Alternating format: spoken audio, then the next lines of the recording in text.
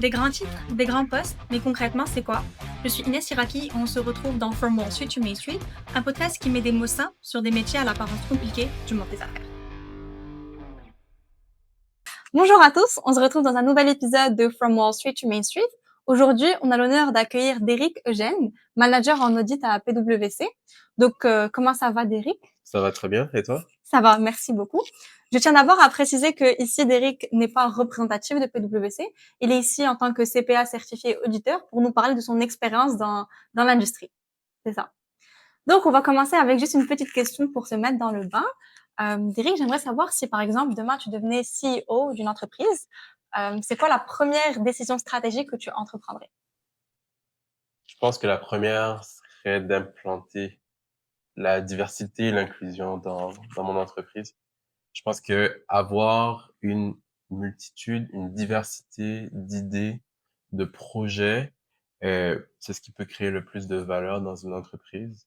On ne va pas vers la transformation, le changement, on reste sur les mêmes idées préconçues, Mhm.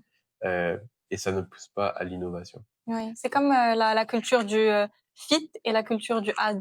Exact- Donc, toi, tu penches plus vers le had. Exactement. Ok, ok, super. J'aimerais qu'on se penche un petit peu vers ton background. Donc, où est-ce que tu as grandi, qu'est-ce que tu as étudié en termes d'université. Parle-moi un peu de ton passé. Ok. Bon, l'histoire commence à Québec City.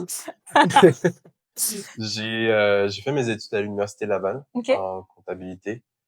Euh, j'ai ensuite fait un parcours du DESS, diplôme d'études spécialisées en comptabilité. ok, Ça, c'est pour devenir CPA. ok.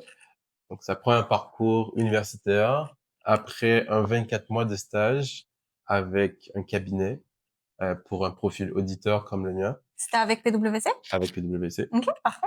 Et après, j'ai eu mon contrat chez Price Ok, comme analyste première année. ok, parfait. C'était après il y a combien de temps? Et il y a 5 ans et demi, je pense. 5 ans et demi? Ouais. Ok, parfait. Est-ce que au cours du coup de tes études, tu t'es posé la question, est-ce que je vais en cabinet, est-ce que je vais en entreprise? Parce que c'est des gens qui pensent à l'audit, ils se posent souvent cette question. Alors, dans mon cas, oui, peut-être. Dans mon cas, je savais pas que les Big Four existaient avant de terminer mon bac. Ok, C'est triste de le dire, mais mais c'est oui, correct. j'ai fait mon cours d'audit avec, je pense, quelqu'un qui était en cabinet de région. C'était notre chargé de cours. Puis, j'ai réellement trouvé l'audit à partir de mon DESS. Quand Ok, il a fallu que je me pose la question, est-ce que je veux faire de l'audit, de la fiscalité ou de la comptabilité de gestion? Donc, bien sûr, est venue la question de où est-ce que je veux faire mon stage, mhm, parce qu'il faut absolument un stage en audit pour devenir auditeur. oui, Puis, c'est quand je suis arrivé en audit, je pense, que j'ai réalisé que je veux faire de de l'audit. l'audit. Ok, c'était une découverte. Oui, parce que je pensais à ce moment-là que c'était la voie qui m'ouvrait le plus de portes Ok, possible. c'est pas faux. Quand je travaille sur une industrie, quand je travaille sur un manufacturier ou de l'assurance ou quelque chose, c'est l'audit qui me permet Mhm, d'essayer dans plusieurs branches oui, sans être pour autant dans ce métier-là jusqu'à oui, la fin de mes jours. Donc, je me suis dit, c'est la porte d'entrée que je ok. voulais utiliser. Mais il y a beaucoup de personnes qui disent comme quoi l'audit, c'est la porte d'entrée de plein de métiers.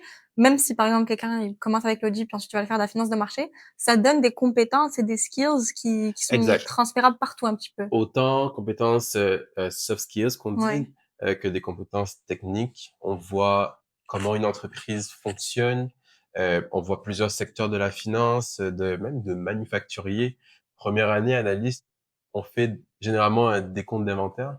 Donc ça nous envoie chez le client aller Mhm. voir c'est quoi la marchandise qui existe chez eux. Mhm. Et on parle avec des personnes qui sont sur le plancher, qui Oui. font un métier totalement différent de Oui. ce qu'on voit au day-to-day. Donc, 100% l'audit, c'est une école à explorer. D'ailleurs, en parlant d'école, est-ce que tu considères que ce que tu as à faire au quotidien maintenant ou ce que tu as commencé à faire en tant qu'associé analyste quand tu as commencé ici, est-ce que c'est majoritairement quelque chose que tu apprends en cours à l'université ou c'est plus en mode on the job, t'es formé vraiment au fur et à mesure que tu exerces ton travail? Je dirais que le gros de l'apprentissage, c'est en cabinet Ok. quand on est sur le marché du travail. La courbe d'apprentissage, elle est très courbe parce que à l'école, c'est 100% théorique. Mm. Donc oui, la comptabilité, tu vas l'apprendre à l'école. Débit, crédit, si tu l'as pas lu une fois, tu le Ouais. sauras pas. Ouais.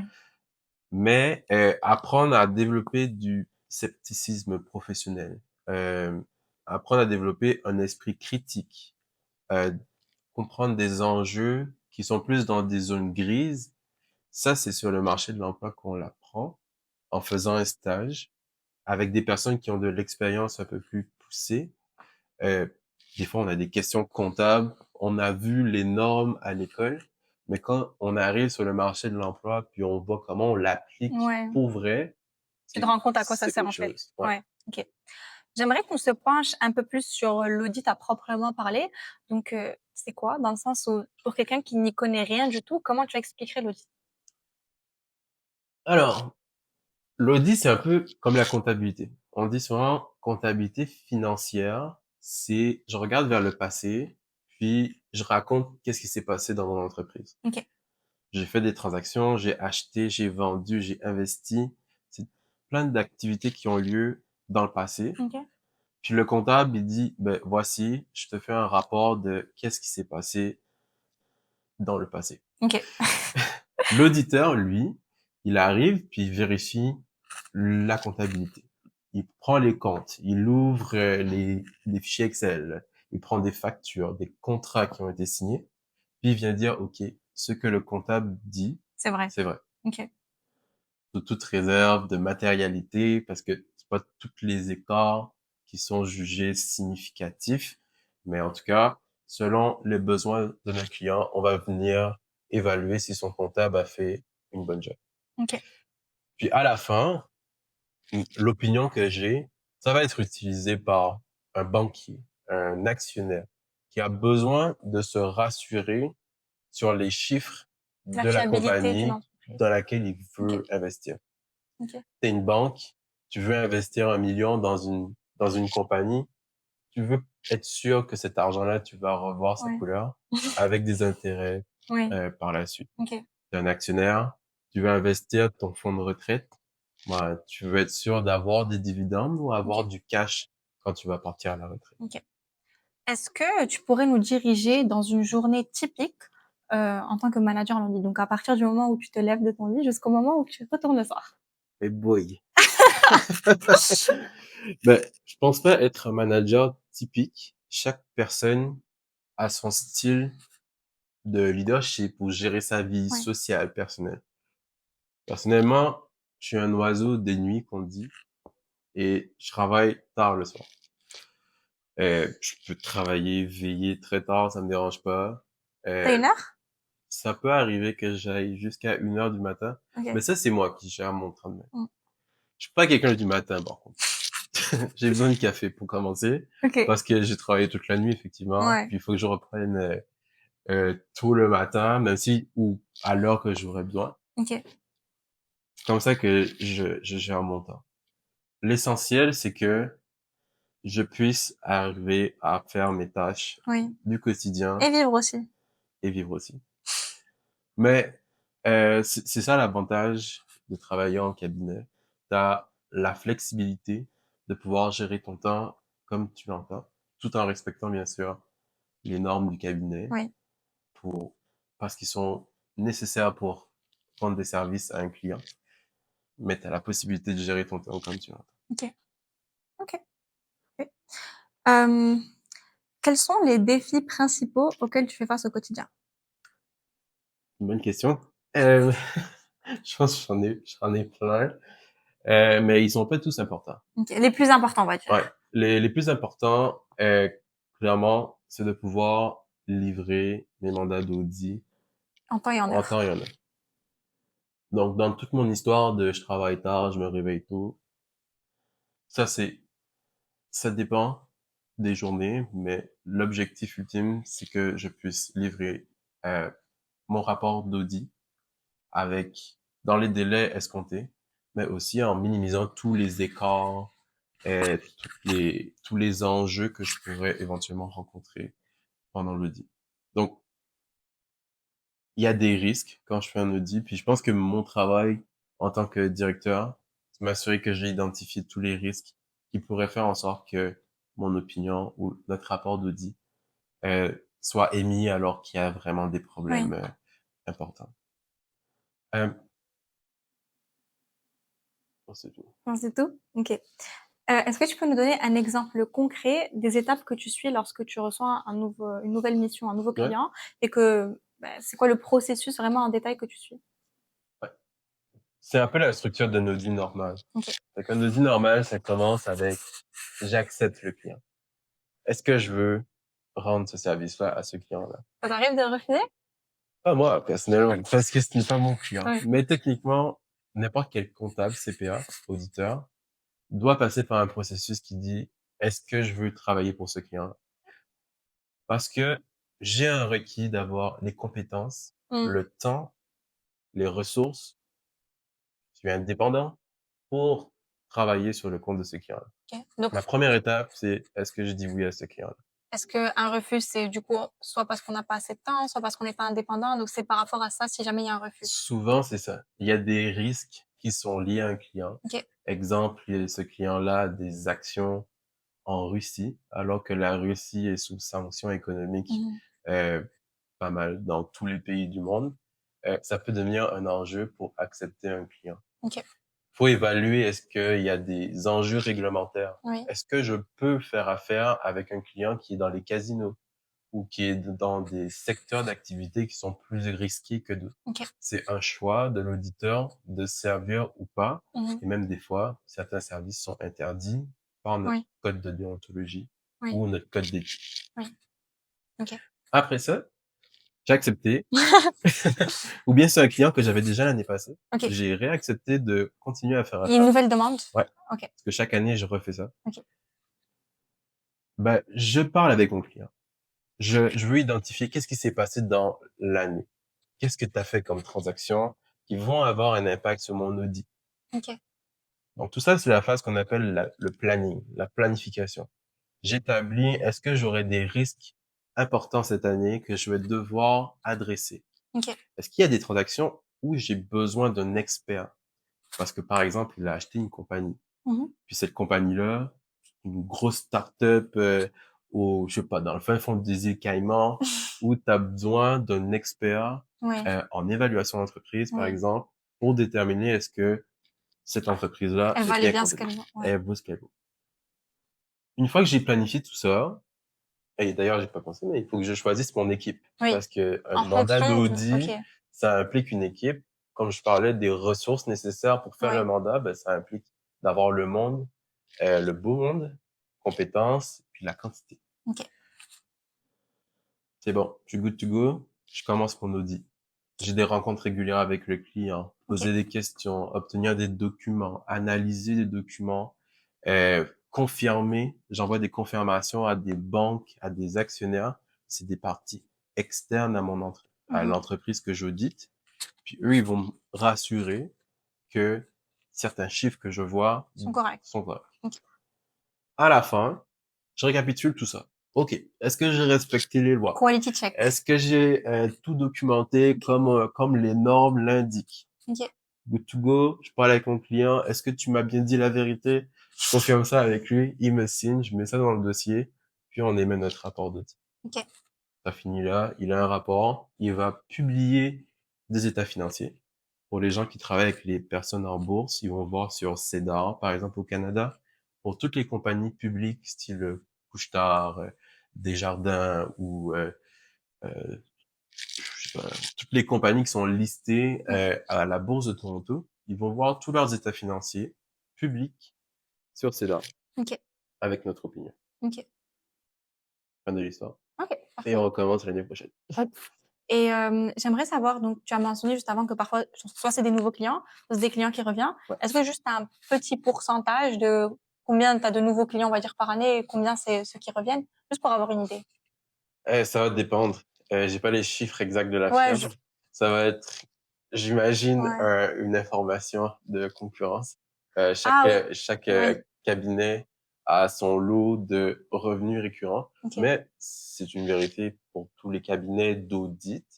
le revenu d'audit, c'est un revenu récurrent. OK. Donc, Tu c'est la cherches. majorité des clients, ils reviennent. En général, c'est la OK. majorité. Tu peux pas aller chercher un nouveau client. Le marché est restreint tel Mhm. qu'il est. Euh, Nécessairement, on va reprendre les mêmes clients Mhm. année après année. Mais certains clients publics, notamment, qui sont listés à la bourse, ils n'ont pas le choix de rotationner OK. l'auditeur. OK. Par exemple, en Europe, je pense que c'est tous les 7 ans que tu dois changer absolument Ouais. d'auditeur pour toute ta Pour compagnie maintenir la dépendance un pour peu. maintenir la dépendance. Ça, c'est l'Union européenne qui parle comme ça. Au Canada, ça va être peut-être 7 ans pour les compagnies publiques, Mhm. puis 10 ans pour les compagnies privées canadiennes. OK. Chaque juridiction a comme ses règles pour garantir l'indépendance de OK. l'auditeur. OK. Parfait. C'est intéressant.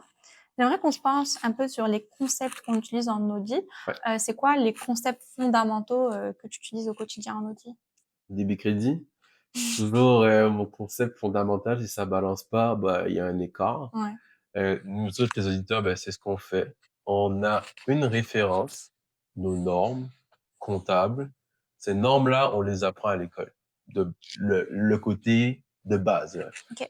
C'est quoi un actif? C'est quoi un passif? C'est quoi des résultats, des dépenses?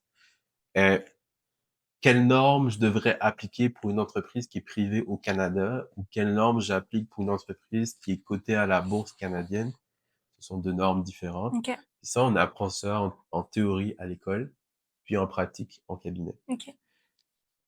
Après ça, il y a des concepts qui sont dépendants de l'industrie dans laquelle mon client exerce. OK. Donc, si je travaille sur un client en investissement immobilier, le real estate, ça va être des normes pour le real estate, Ouais. pour l'évaluation d'un immeuble de placement, par exemple. Si c'est pour une compagnie qui est dans l'assurance, ben, je vais auditer des contrats d'assurance. Il faut que je comprenne le langage d'un assureur. L'actuariat, tout ça. L'actuariat, même les CFA, parce que tous les assureurs ont des portefeuilles de placement, que ce soit des dérivés, des actions, des obligations. C'est très polyvalent. C'est très polyvalent, OK. dépendamment du client avec qui je Oui. travaille. C'est pour ça que ça revient à mon point de, faut que tu sois compétent avant d'embarquer sur un mandat. OK. Parce qu'imagine, je vais auditer une méga compagnie d'assurance, mais j'ai aucune connaissance des contrats d'assurance. Ouais. Comment je vais trouver les erreurs? Oui. Ouais. Donc, c'est se mettre à risque d'accepter un client pour lesquels j'ai pas les compétences. OK. Tu as parlé un petit peu d'évaluation d'entreprise et tout. J'aimerais savoir justement quel est le rôle des auditeurs dans le processus d'évaluation des entreprises. Eh ben, on appelle ça un PPA ou quand on achète une nouvelle compagnie, souvent on paye un montant pour cette compagnie-là. Puis on doit déterminer est-ce qu'on achète une entreprise ou est-ce que j'achète juste plein d'actifs. Ben, ce concept-là, ça implique beaucoup de personnes. Ça implique la fiscalité, ça implique les évaluateurs d'entreprise, ça implique des auditeurs. Tout ça dans le but de déterminer ben, comment on va refléter cette transaction-là dans les états financiers du client. Donc j'achète une compagnie, admettons que c'est une compagnie que j'ai achetée. Euh, Cette compagnie-là, elle est regroupée de processus, d'employés, de matières, comme il y a un bâtiment, il y a de la machinerie, il y a de la propriété intellectuelle que j'achète avec. Puis tout ça, tous ces actifs-là, je dois les évaluer selon différentes méthodes d'évaluation. Euh, c'est pas nécessairement moi en tant qu'auditeur Mhm. qui vais faire l'évaluation. Ça va être le client qui fait l'éval, puis moi en tant qu'auditeur, je vais la vérifier. Et bien sûr, je serai accompagné d'experts dans les différents domaines pour m'assurer que l'évaluation est adéquate. OK. Fait que quand on évalue une entreprise, généralement, on va avoir un gros modèle d'évaluation qu'on dit. Ça s'appelle le, une vanne, par exemple, Mhm. comme une évaluation d'entreprise. Mais là, aller expliquer la vanne, les gens en finance sauront mieux que moi l'expliquer, cette valeur. La valeur actuelle nette. Ouais. Ben, cette valeur actuelle nette-là, c'est généralement tous les flux de trésorerie, entrant, sortant, considérations fiscales, que je vais actualiser avec un taux, coût moyen pondéré du capital, Ouais, le en date WACC. d'aujourd'hui, puis j'obtiens un prix. Euh, Ça te donne la fair market value, la valeur marchande de l'actif ou du groupe d'actifs que tu dois évaluer Ok. aujourd'hui. Il peut en résulter que quand tu fais ça, tu réactualises puis tu évalues ton entreprise, il y a un goodwill qui apparaît. Puis ce goodwill-là, c'est comme un actif mystérieux, intangible, qui parfois est amorçable. D'autres fois, c'est juste un gros truc sur ton bilan que personne n'est capable d'expliquer. Moi, je l'explique comme j'ai payé pour, en fait, c'est pas moi, mais généralement, les actifs intangibles qu'on achète, c'est des listes de clients. Ton client, quand tu l'achètes, il a une réputation sur le marché. Il est capable de te faire profiter d'économies d'échelle dans le futur, de te faire des avantages que toi, tu ne sais pas encore, qui vont arriver dans le futur, mais que tu as payé aujourd'hui pour ça. Je t'ai payé plus que ce que tu vaux pour que je puisse en retirer un bénéfice futur. Ok. Ça, c'est largement, Très vague. pas vague, mais c'est largement subjectif. Ok. C'est un des actifs les plus regardés dans le monde de la finance. Parce que tu peux avoir, mettons, sur un balance sheet à 1 milliard, t'as peut-être 800 millions qui est juste Du goodwill. du Donc c'est goodwill. l'interprétation de chacun. C'est de l'évaluation. C'est, c'est du jugement professionnel. Parce que deux évaluateurs d'entreprise n'arriveront pas nécessairement avec le même prix. Mhm. Parce que chacun d'eux va prendre des hypothèses, va utiliser un modèle différent. Est-ce que les deux sont faux? Est-ce que les deux ont raison? On ne sait pas. Qui a raison, qui a tort?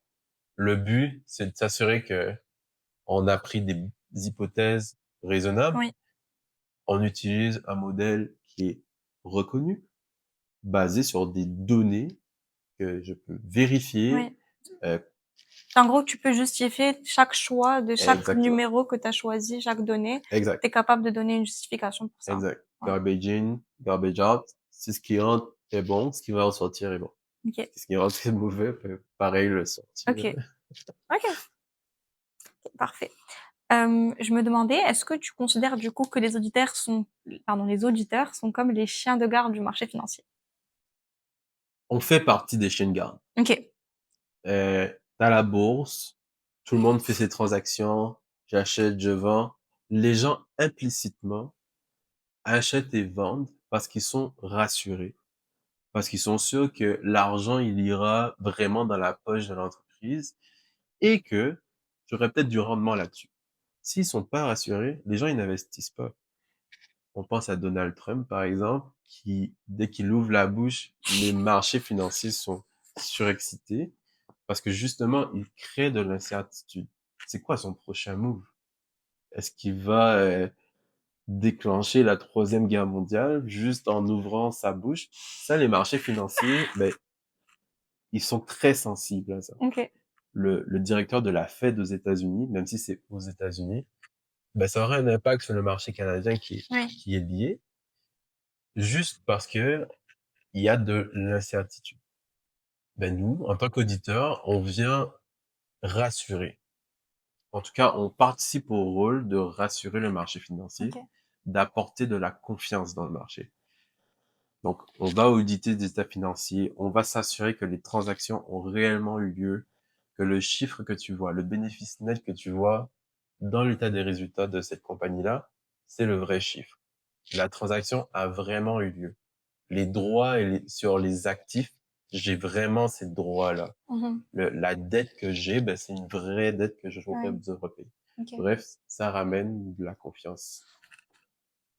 C'est ça que c'est un auditeur. Et c'est quoi les risques majeurs que du coup les auditeurs doivent identifier dans les entreprises en général?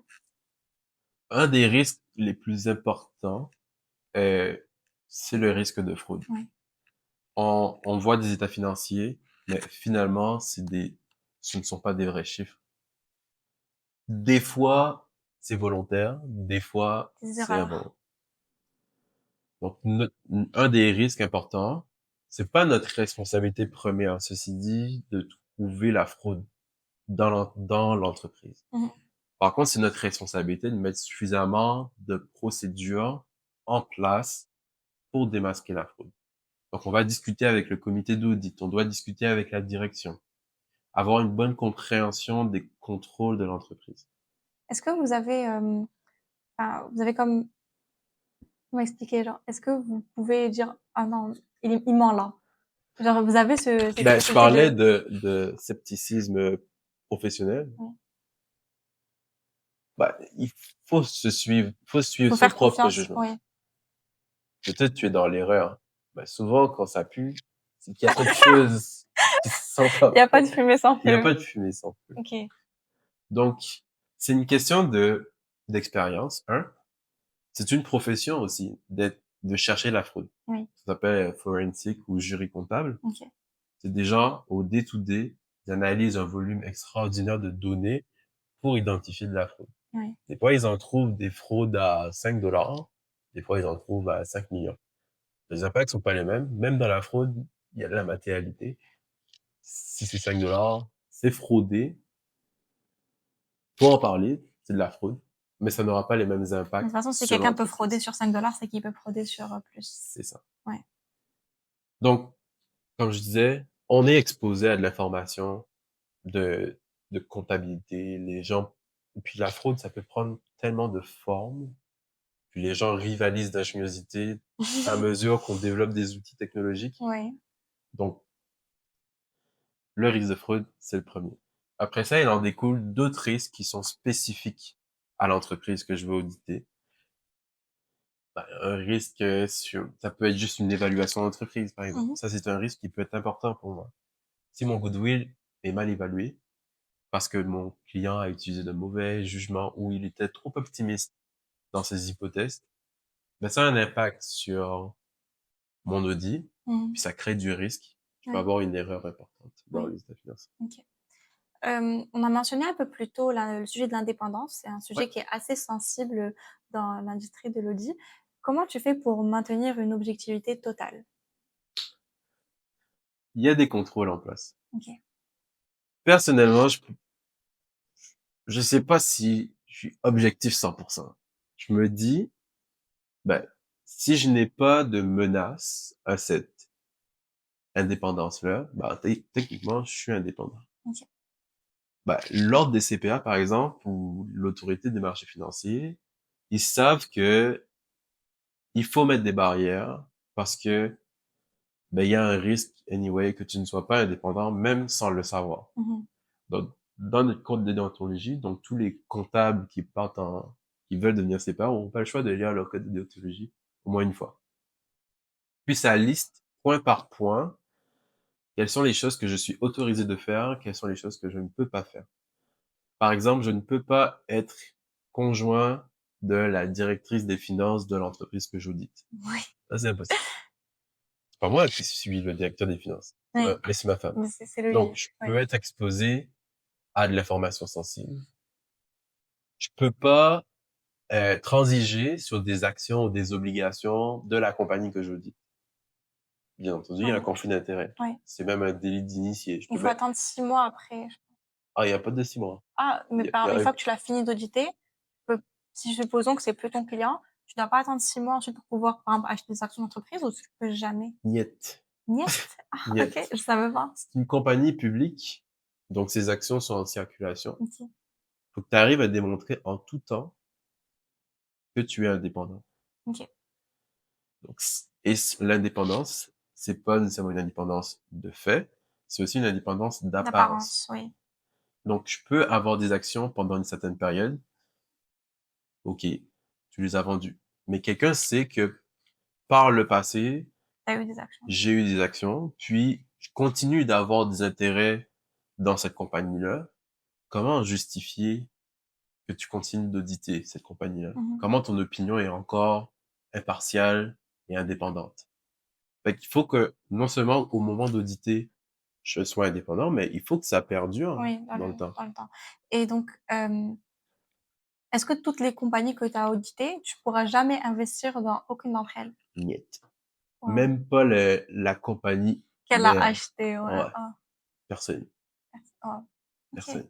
Donc, il y a des contrôles qui sont en place pour s'assurer que mes investissements personnels ou même les investissements de mon fonds de pension que je ne Mmh. contrôle pas Ah, soient libres de parti pris. OK. Parce que le but est que tu puisses avoir une opinion qui vale quelque Oui, chose. oui, Tu paieras pas pour une opinion ouais, de qui est quelqu'un qui est tâtée, biaisé, qui est dépourvu biaisée. d'intérêt. Ouais, OK. Supposons du coup que tu n'es pas indépendant, ouais. donc que tu es complice, avec une compagnie. C'est qui va vérifier que toi, tu dis la vérité? Donc qui va auditer l'auditeur? Alors, déjà en interne, on s'audite nous-mêmes. OK, Il y a des trucs, il y a des trucs qui s'appellent des ECR ou c'est comme des audits internes. OK, Parce que, par exemple, les grands cabinets ont souvent un réseau d'autres cabinets à l'étranger.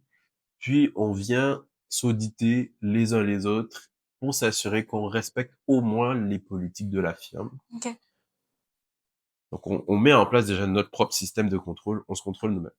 Puis après ça, parce que bien sûr, nous pouvons être faillibles, il y a des auditeurs externes. OK. Donc, si tu audites, par exemple, une compagnie publique au Canada qui est cotée à la bourse de Toronto, le CIPAB va probablement te cogner à la porte, c'est-à-dire une fois par an, peut-être, regarder plusieurs dossiers, puis ils vont vérifier est-ce que nous autres, les auditeurs, On a fait un avons bon fait travail. notre audit comme il le faut. Mmh. Si tu audites des compagnies américaines, ben, le PCAOB va venir t'inspecter. PCAOB, c'est le chien de garde de la Security and Exchange Commission OK. aux États-Unis. Et le CIPAB, c'est le chien de garde pour Le Canada? le bourse de OK. Toronto. Euh, et il reste encore d'autres corps qui nous révisent. L'Ordre des CPA du Québec, juste parce que je suis CPA, juste parce que le cabinet est enregistré comme firme CPA, elle va se faire auditer. OK. On va se Ouais. faire vérifier partout. OK. C'est que c'est les chiens de garde des Des chiens de chiens de garde. garde. OK. Ouais. OK, OK. C'est quoi les outils que tu utilises le plus en audit? Alors, au day-to-day, là, ça va être Excel, principalement. Tous nos outils sont reliés à Excel parce que le client lui-même est très sur Excel. En fait, le marché économique, le marché mondial repose probablement sur une feuille Excel, mais il faut savoir l'utiliser. Après ça, tu as l'intelligence artificielle qui devient de plus en plus présente, que ce soit par du GenAI, que ce soit par euh, n'importe quel outil de digitalisation qu'on peut utiliser. Ça peut être du Alteryx, ça peut être du Power BI, du Tableau. Les outils qu'on peut utiliser sont très diversifiés, mais Excel demeure OK. mon outil quotidien. On va rentrer un peu plus dans les mythes et les rumeurs. Alors, on entend beaucoup, beaucoup, beaucoup, beaucoup parler des longues heures en audit. Est-ce que tu peux nous parler un petit peu de ton expérience, vis-à-vis de ça? J'ai eu aussi droit aux longues heures d'audit. La chance? Bah, en fait, ça n'a pas tellement changé de mes études en comptabilité, là. OK. Je sais pas pour les autres, mais en général, mon plan de cours en compta, les plus longues heures de cours, c'était souvent les cours de compta. Pourquoi? Parce que la compta, c'est souvent quelque chose qui demande d'être analysé. On peut pas arriver du jour au lendemain, puis, OK, j'ai le bon chiffre d'un coup. La compta, c'est un processus logique d'analyse pour arriver à un bon résultat. Quand tu rajoutes après des livrables pour un client, ben, oui, effectivement, parfois, ça peut arriver qu'on ait besoin de faire plus d'heures pour respecter les enjeux du client, pour respecter ses enjeux réglementaires. Un client doit déposer des états financiers audités à telle date. Donc, nous autres, on va s'arranger pour respecter ces Ouais, livrables. même s'il faut rester jusqu'à 1 heure du matin ou 2 Même ou s'il 3. faut rester jusqu'à 1 heure du matin, c'est la responsabilité de Ouais. l'auditeur. Est-ce que c'était nécessaire d'arriver jusqu'à 1 heure? Est-ce que la mission n'aurait pas pu être mieux planifiée? Ben, tu pour t'organises ne comme... pas, ben, c'est une stratégie. Ouais. Tu joues tes cartes comme tu le veux. Tu fais embarquer tes équipes quand tu l'entends. Donc, c'est toi qui gères un peu quand est-ce que tu livres ton Ok. outil. Ça arrive qu'on a des curves. On a un dossier d'audit qui se passe pas très bien. On a de la misère à obtenir des confirmations externes. C'est des défis qui arrivent à chaque audit. Mhm. Des fois, ça va mieux sur un autre audit. On n'a pas à finir à 1 heure du matin. Mais ça fait partie du jeu. Ok. Mais ce n'est pas tout le temps. Ça fait partie du jeu pendant une certaine période, souvent la busy season, Mhm. de janvier à février, parce que les compagnies au Canada sont au 31 décembre et on doit faire notre audit pour qu'ils déposent leurs états financiers à l'Agence de Revenu Canada et de Revenu Québec. Donc, c'est toujours pour respecter les attentes du client, mais on peut s'organiser pour ne pas avoir à faire jusqu'à 1 heure du matin. Ok. J'aimerais maintenant que je se pense un peu plus vers les questions liées à l'actualité, à tous les sujets qui sont un peu trending, Ouais. ou pas. Ça peut être des choses un peu plus anciennes. On, on voit qu'il y a un peu un renforcement dans la sécurité financière vis-à-vis des scandales financiers qui sont arrivés ces dernières années ou ces dernières décennies en général. Est-ce que ça a changé un peu la façon dont vous travaillez? Est-ce qu'il y a un scandale en particulier Ouais. qui t'a marqué? Ben, pour quelqu'un de mon âge, je suis désolé aux personnes qui sont un peu plus âgées, mais l'évolution de l'audit, ça s'est fait depuis plusieurs années. Mhm. L'audit, la comptabilité, ça s'est fait depuis plusieurs années. Puis, le plus gros changement qui me revient, puis qu'on étudie souvent à l'école, c'est le conflit d'Enron. Le conflit, euh, de la fraude aux états financiers. C'est à partir de ce moment-là, clé dans notre histoire de la comptabilité, qu'on a dû renforcer les contrôles. Le fameux Les Big Five. contrôles financiers. Fait que, dans ce temps-là, on avait les Big Five, Ouais. qui incluaient Arthur Andersen, en plus de Deloitte, KPMG, EY, Et puis Price. PwC. Ouais.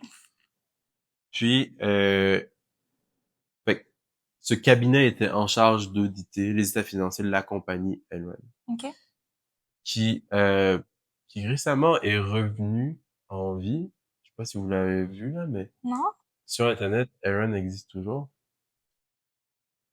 Mais c'est un fait historique. Dans le passé, les états financiers d'Enron étaient reconnus comme étant Frauduleux. frauduleux.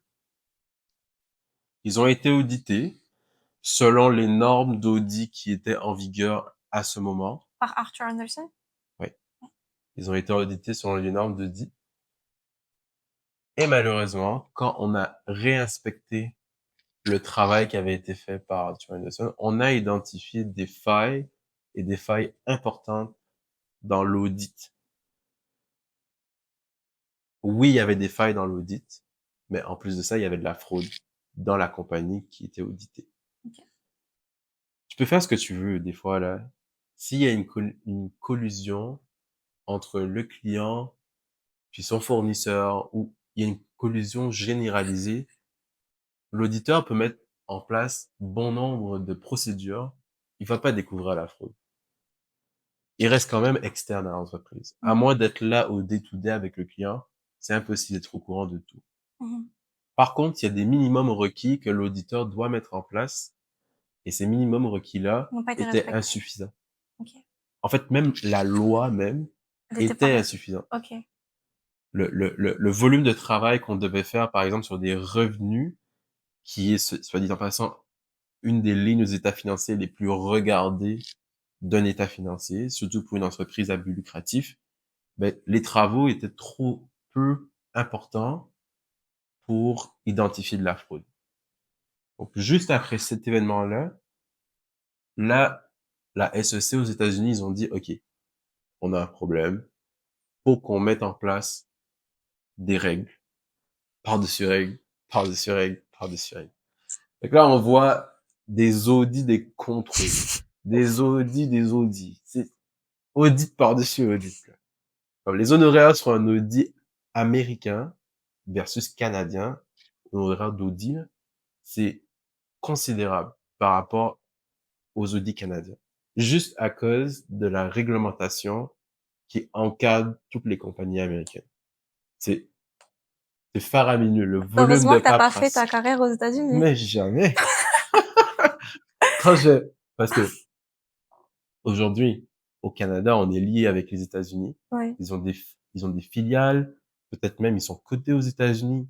Donc, on va devoir auditer ces entreprises. Et on est soumis Aux aux règles mêmes règles dès que, oh. Donc parce toi, qu'on audite c'est de les la Américains. misère quand tu as un client américain.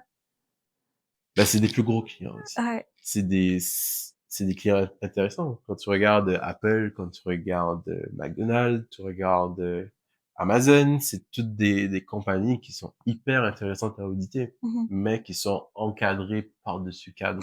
Oui.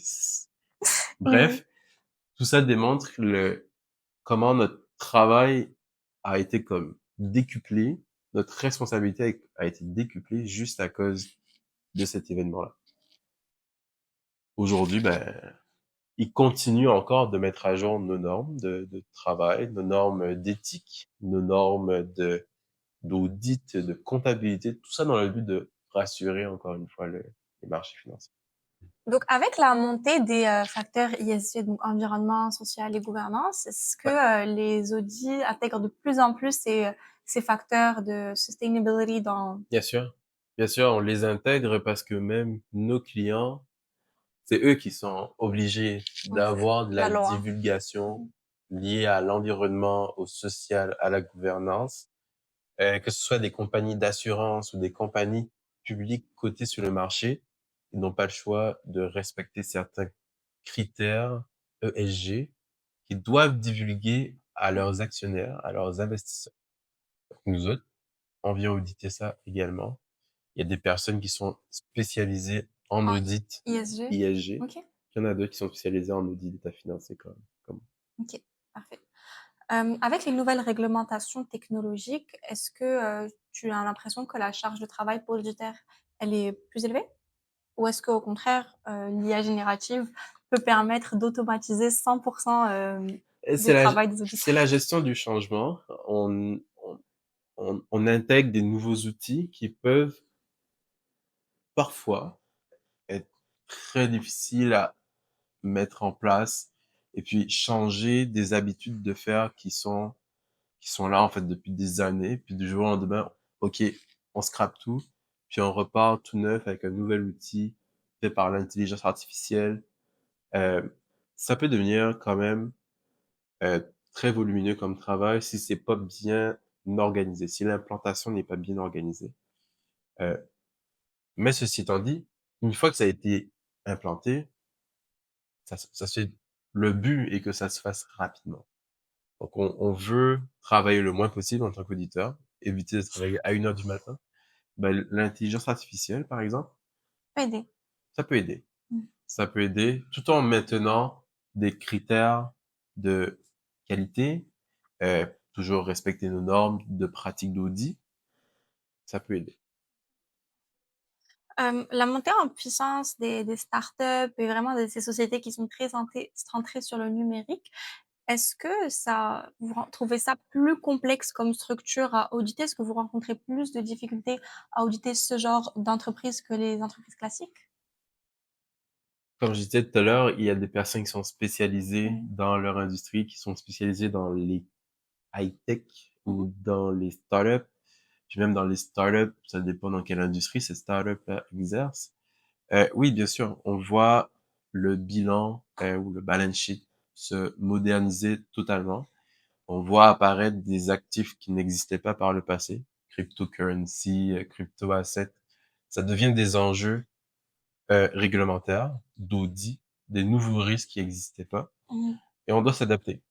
L'auditeur, il est pas un comptable fermé dans une boîte. Il n'a pas le choix d'être au contact de la nouvelle réglementation, Mmh. des nouveaux trends qu'il y a sur le marché, que ce soit en termes d'investissement boursier ou une nouvelle forme d'entreprise, comme par exemple le cloud as a service. C'est des choses qui n'existaient pas avant, comme fournir un service juste à partir d'une plateforme digitalisée où tu n'as aucun contact physique avec la personne. Mhm. Mais tu continues de générer des revenus, tu continues de faire des dépenses. Tu vas faire un IPO, tu vas partir en bourse, comme une compagnie normale. Mais tu n'as aucun bâtiment, tu n'as aucune personne physique pour faire le travail, mais tu drives des revenus. Ouais, Comment on audite ça? Bah, c'est ça le défi. ouais. C'est se réinventer, avoir des procédures d'audit qui fassent du sens parce qu'on s'adapte à ce qu'on audite et on essaie de faire un bon travail et trouver les erreurs quand même. OK. Mais du coup, avec cette augmentation, des systèmes numériques et tout, en parallèle, augmente aussi, du coup, les cyberattaques, les fuites de données, tout ça. Est-ce que, tu trouves que les entreprises sont de plus en plus centrées sur les risques, informatiques?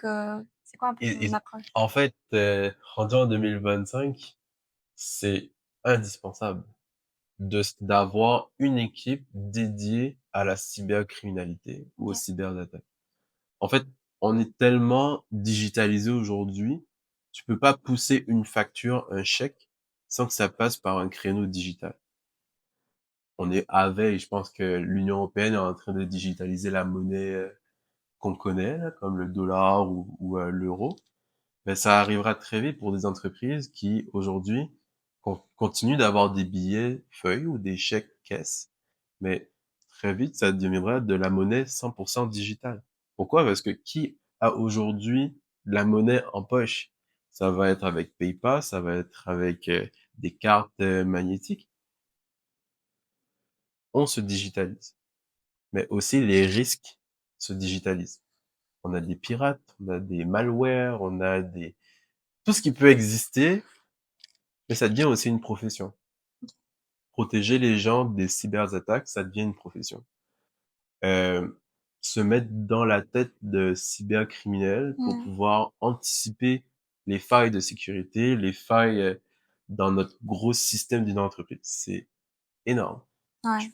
Des exemples, il y en a par milliers d'entreprises qui ont failli devant la cybercriminalité à cause de pirates et qui ont perdu carrément leur activité.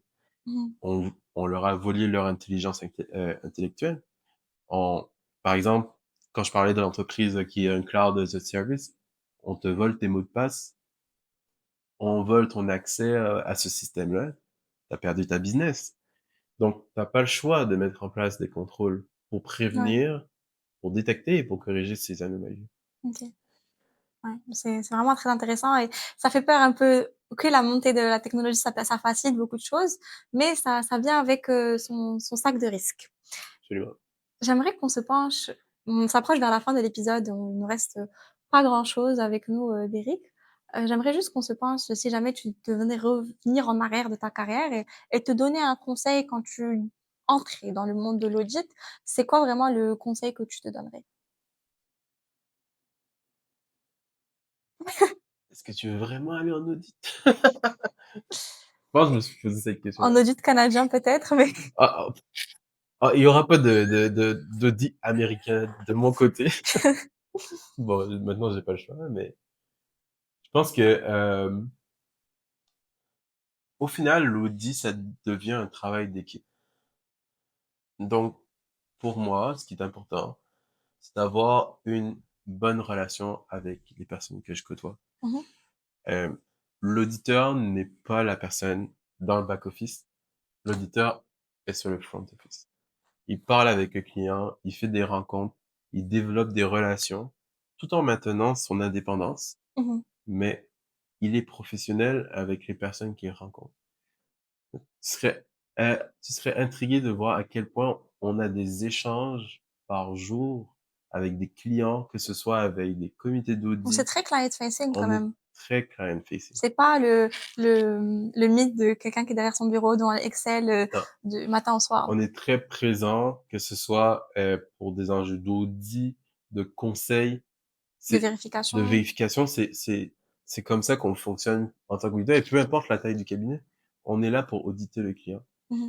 Et tu peux pas développer une relation professionnelle et d'affaires sans avoir un contact client. OK. Donc vraiment, la relation avec les gens, c'est la première chose que j'aurais aimé euh, améliorer si je retournais dans mes années école, je pense. Ok. C'est quoi comme une skill ou une habitude que tu fais au quotidien ou que tu as pu développer qui vraiment te facilite, on va dire, ton travail ou qui t'aide à continuer cette voie et t'aide à être de plus en plus performant jour après jour? Faire des to-do list. Des to-do list? Ouais. Ouais. Honnêtement, quand tu arrives avec un volume de travail qui dépasse l'entendement, faire une to-do, ça te permet de rationaliser qu'est-ce que j'ai à faire. Ensuite, tu peux prioriser. Tu peux adresser les enjeux qui sont critiques, qui doivent être adressés en premier. Mais si tu te mets à courir après toutes tes tâches à faire comme une poule sans tête, là, Ouais. tu vas te brûler avant d'arriver à attraper la poule. Ok. Ça devient très, très, très difficile. Surtout quand tu as à manager plusieurs dossiers en même temps. Sur chaque dossier, tu as des équipes de 3 à 4, 5 personnes différentes. Ça devient Ouais, c'est de astronomique. l'organisation. C'est de l'organisation. Ouais. Ok. Donc, une to-do list, aussi simple soit-elle, Ouais. elle permet à mon cerveau de se limiter à un certain nombre de points sur une feuille et ça me rassure. Je vois ce qu'il me reste à faire. Je vois, OK, est-ce que j'avance? Puis il y a une telle extase à Ah barrer barrer, oui. l'affaire qui est sur la to-do Est-ce list. que parfois t'écris quelque chose que t'as déjà fait juste pour pouvoir le barrer? Non, Ah, je suis pas rendu à ce point. ok, moi je veux savoir. Mais non, pas encore. Ok. Dis-moi, Derek, on approche à la fin de l'épisode là. Si tu avais comme une phrase, un mot ou une citation ou quoi que ce soit pour résumer l'audit que tu aimerais partager avec les gens qui nous écoutent aujourd'hui, ça serait quoi? Ah, ça sera une phrase. Résumer l'audit en un seul mot. Pour moi, c'est une aventure, l'audit en tant que tel. Mhm. Il n'y a pas un jour qui se ressemble. Chaque client que j'ai, c'est une industrie, c'est un univers différent. Ça me rend agile de passer d'une industrie à une autre. Et ça fait que je rencontre tellement des personnes qui ont des personnalités différentes. Du monde de la finance, c'est pas le même monde que du manufacturier. C'est pas le même monde que d'un family office. C'est deux réalités, trois réalités différentes. Puis j'aime ça. J'aime ça ne pas avoir une journée qui ressemble à Oui, la précédente. Euh, c'est ça. c'est ça. Ouais. Ton mot de la fin? C'est mon mot de la fin. Ok, parfait. Ben écoute, merci beaucoup. Merci beaucoup à ceux qui nous ont écoutés aujourd'hui. Merci beaucoup à toi d'avoir passé autant de temps à répondre à toutes mes questions, de nous avoir donné toutes ces explications sur l'audit. Moi, j'ai appris beaucoup de choses aujourd'hui, que ce soit par rapport à l'actualité, par rapport à qu'est-ce que l'audit, c'est quoi les différentes façons de l'exercer, les différents concepts et tout. J'ai trouvé ça très intéressant. Donc, je te remercie de nous avoir rejoints aujourd'hui pour ça. Ça me fait plaisir. Parfait. Merci beaucoup.